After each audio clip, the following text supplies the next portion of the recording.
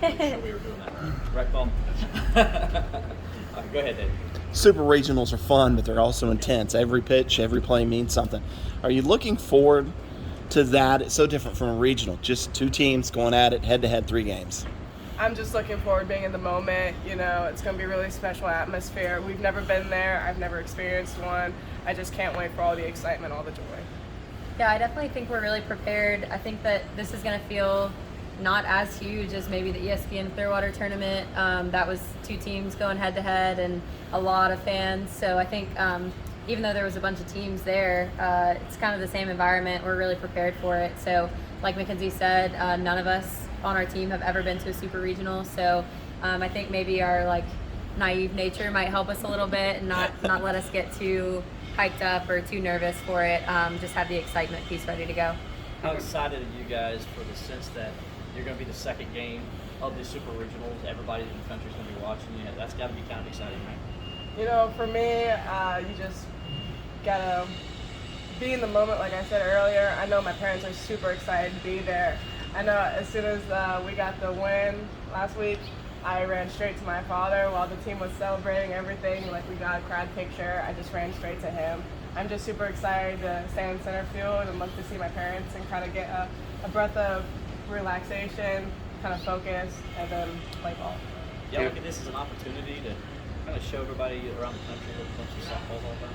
Yeah, for sure. I mean, this super regional is pretty different than what we've seen in the past. You know, we're starting to experience some really good East Coast softball, some mid-major softball. I think it's time that kind of those little divisions start to not really become as predictive of what we're going to see in the postseason. So I think this is a cool time for us to kind of join some of those teams that maybe don't have the history of playing this late in the season.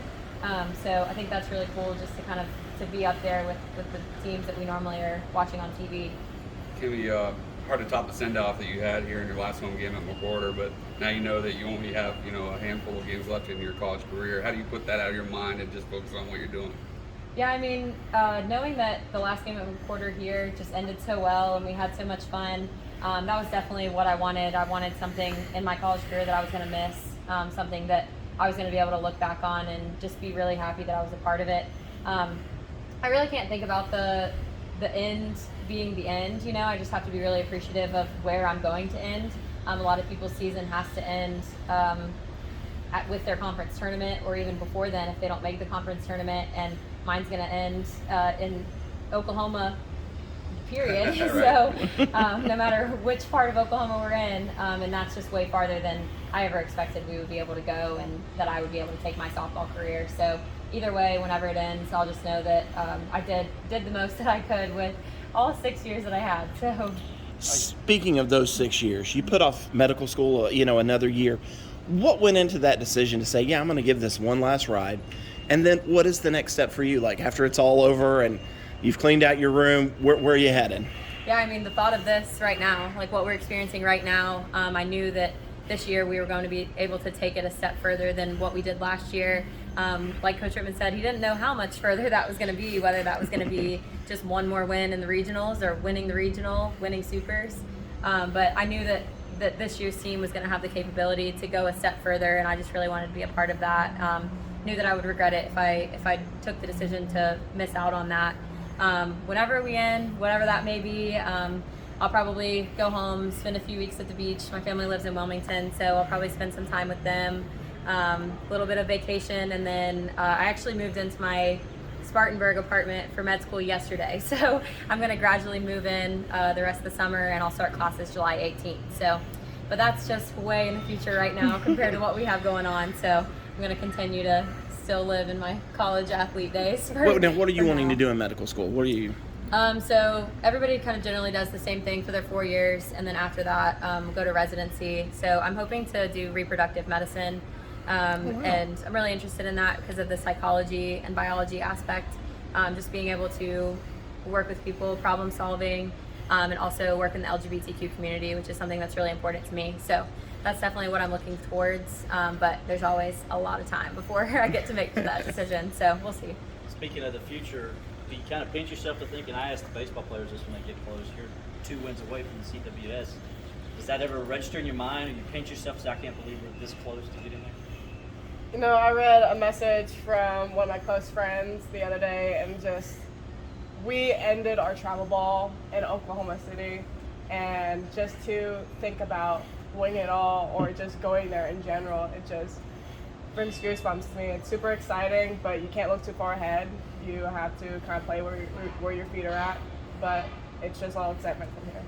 Same for you, Cam, on that? Yeah, I would definitely say that we have to get past this weekend to get to that goal. So we took regionals one step at a time. We kept talking about that cliche over and over again, just one game at a time. But that's really what you have to do, because there's nobody from since we started our postseason onward that we could overlook or just take as an easy opponent. If you do that, you're trying to look too far ahead. You may never make that actual goal that you're reaching towards. So right now, focusing on super regionals. Obviously, we know that 2 wins gets us through, but like Mackenzie said, nobody's ever been here before. Nobody knows what to expect. So just these 2 wins this weekend, we just got to keep doing what we've been doing. We knew that this weekend was 3 wins and you move on. So we just have to, again, the cliche that we all say right now, take it one game at a time, because that's really it's really important just to stay in the moment. How does that not knowing to be in this position? Yeah. How does that help you guys? I definitely think it's a challenge. We struggled with that a little bit. I think in the environment of Alabama last year, that's an environment that we hadn't been in yet, and so that maybe we weren't as nervous going into it. But then once we were in the moment, it was like, oh my gosh, we've never experienced this before. So I think the knowing of what the big environment is like, but not knowing exactly like what the stakes are, what the stages are. Maybe it just helps ease the nerves just a little bit, and we just have a lot more excitement. I think just knowing that this is a place that not a lot of programs get to be in their 3rd year. Mackenzie, you're a 5-tool player. What have you enjoyed doing, or what do you take the most pride in what you've done this season? Was it the inside the park home run? Was it your multi home run game down at Tallahassee? What was it? I would probably have to say, now that you've listed it, probably the multi-home run game at FSU, because it's super easy just to hit like a solo shot in that first inning when there's no one on, when the pressure isn't there, you know. But doing it 3 times when we needed those extra runs in FSU was pretty exciting, and looking back on it, it was a pretty cool statistic to look at, for sure. You raced Sam head-to-head at any point this season in practice? I will go ahead and give her that W right there. I have to ask you too, just curious, so what's your favorite type of pie, since the girls like to call you that? See, the only pie I will ever have is in a little Amish restaurant in Sarasota, Florida named Yoder's, and I will either have a strawberry pie or a peach pie. For you, what was the emotion after Sunday? How long did you ride that high and then immediately turn your attention to getting back to the task at hand? For me, I rode that high up until I saw that FSU game, and then I realized that the game doesn't know who's supposed to win. It doesn't matter what your name is, doesn't matter what your record is, doesn't matter who you are. You can lose at any time, and you have to stay focused. You have to stay hungry. Watching that game, I had like a realization that we could go home the first 2 games. We could play all 3 games. We don't know. And the part of not knowing is kind of exciting for me. But at the same time, like I said, you gotta stay hungry, you gotta stay focused. Coming to that end, all the really tough opponents you played in your ACC schedule and early in the season, those tournaments, you knocked off number 2 Virginia Tech last week. Does that to give you guys the confidence that you can really win this whole thing?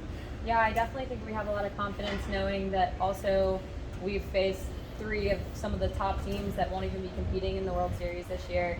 With Tennessee, Alabama, Florida State, and for them to be home watching us, the Super Regionals, it just like Kenzie said, like anybody can get beat on any given day, and we know how good those teams are because we've competed against them. We've lost to Florida State literally 4 times and given it our all in all 4 of those games. So we know how tough they are, but we also know that we've competed in really big games, and we're going to be able to just put the pressure on other teams and not feel that pressure is heavy just because we've experienced that all season long.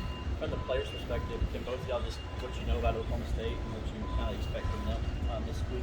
Yeah, we know they have really strong pitching. Obviously, high accolades for their pitching staff. great hitters. They competed in the World Series. They competed in some big games. But I just think back, I was watching some highlights from their game last year against JMU, and that was just a team that had big fight last year in the World Series.